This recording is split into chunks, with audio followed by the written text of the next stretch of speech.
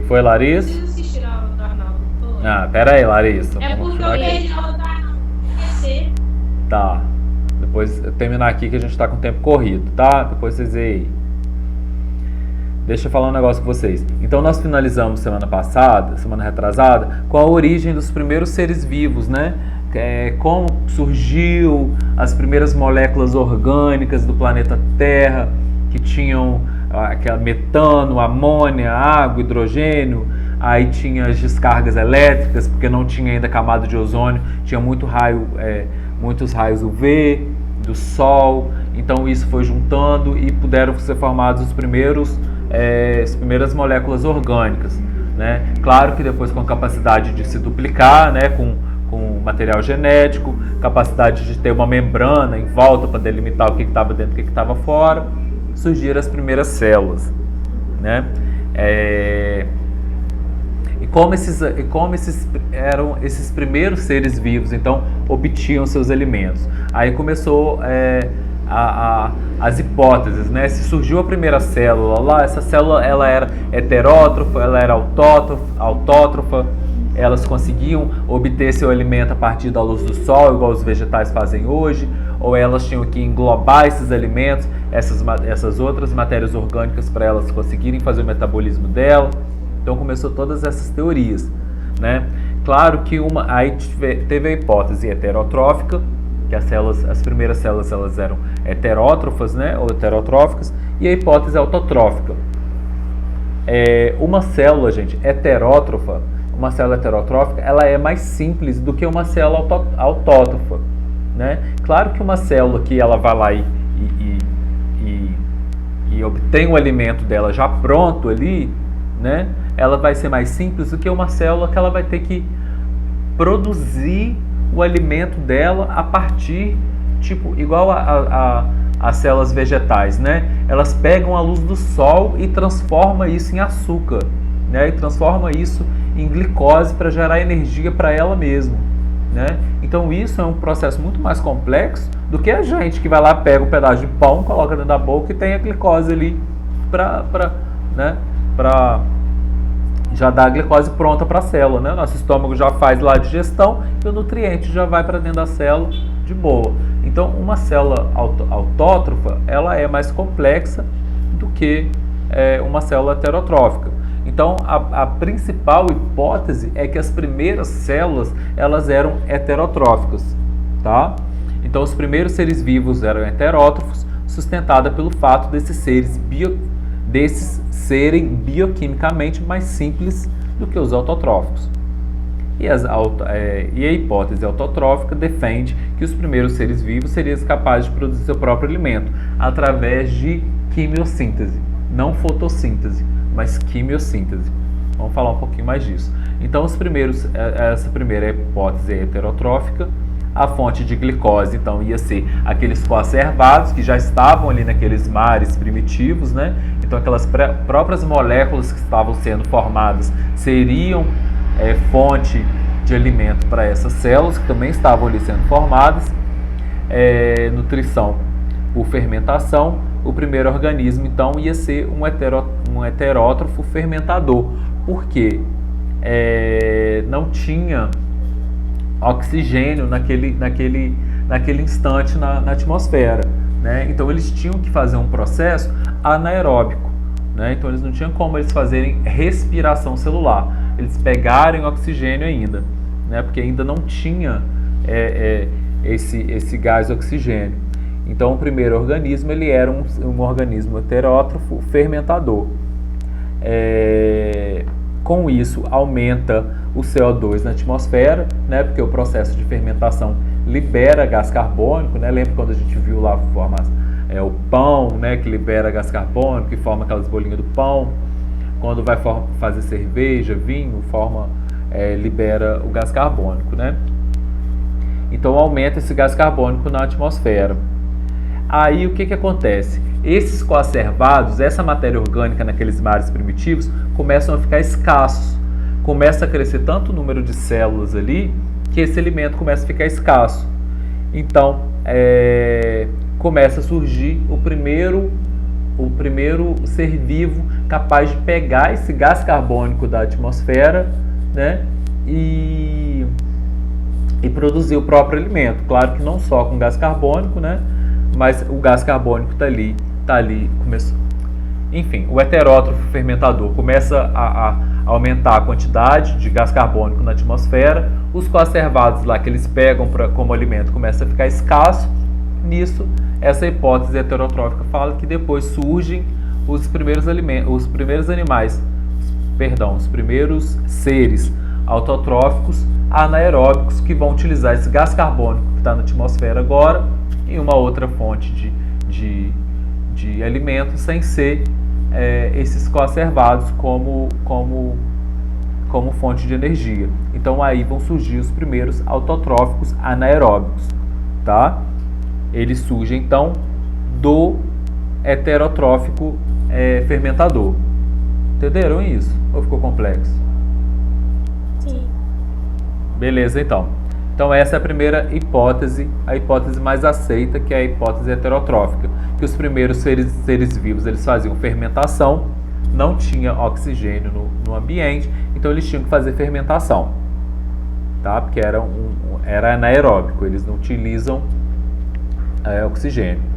Só que com isso começa a crescer muito a quantidade desses seres, né? E eles pegam alimento naqueles mares ali, que são aqueles coacervados. Esses coacervados também começam a ficar escassos. Então acaba essa matéria orgânica que eles usam como alimento e começa a aumentar a quantidade de CO2. Então surge a primeira fotossíntese, né? Aí a produção de matéria orgânica, e agora com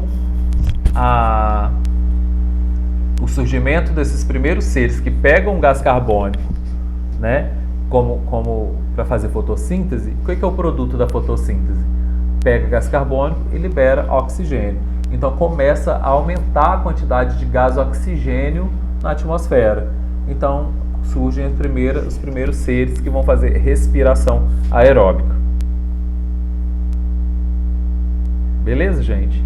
Então a hipótese heterotrófica defende isso daí. Eu tenho primeiro um heterótrofo fermentador, depois eu tenho um autótrofo que vai fazer fotossíntese, né? E dessa fotossíntese vai liberar o oxigênio. Então agora com o oxigênio vai começar a ter os primeiros heterótrofos que vão fazer respiração. Aí sim vai gerar mais energia e eu consigo ter os seres maiores, né? Aí vai tendo planta, animal, aí vai surgir tudo aí quando eu consigo ter uma respiração aeróbica, que a respiração aeróbica gera muito mais energia do que uma respiração anaeróbica, do que a fermentação. Beleza, gente? Sim.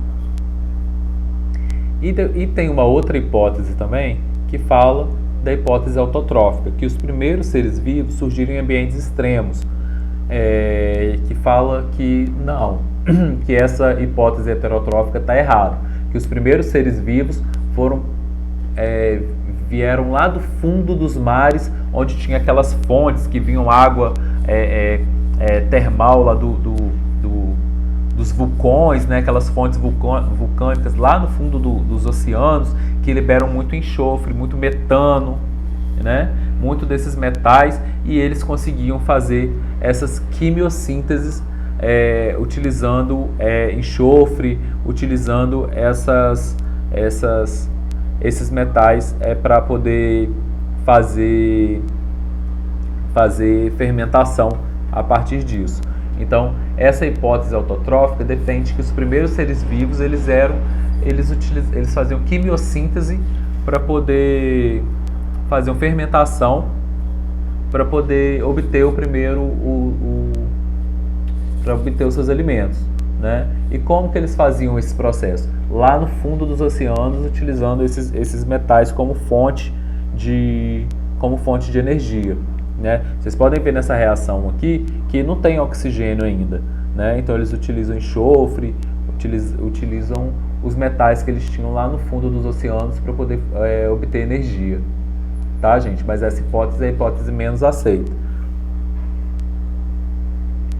Então fala que a hipótese autotrófica, eles faziam quimiossíntese, né, na ausência de oxigênio, e depois então surgiu os animais, os heterótrofos também, anaeróbicos, fazendo fermentação, e depois então eu faço a fotossíntese, porque até então não tem oxigênio, só a fermentação liberando gás carbônico, a fotossíntese, e com a fotossíntese então aí sim surge o oxigênio e eu tenho seres que fazem respiração aeróbica. Aí tá só um slide de informações dos primeiros seres vivos, os primeiros seres vivos que possivelmente surgiram na Terra.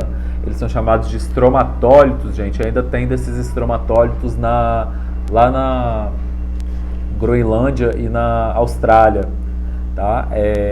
Olha aí, ó, são rochas que datam de 3,8 bilhões de anos, né? Mas daí é mais a nível de informação. Olha só, gente, as primeiras células eucariontes, então, e a teoria da endossimbiose. Nós já vimos isso, mas eu coloquei de novo só para a gente poder lembrar. Lembra da teoria da endossimbiose, que as mitocôndrias e os cloroplastos, eles eram bactérias de vida livre, né? E eles foram englobados pelas células, e as células passaram então a fazer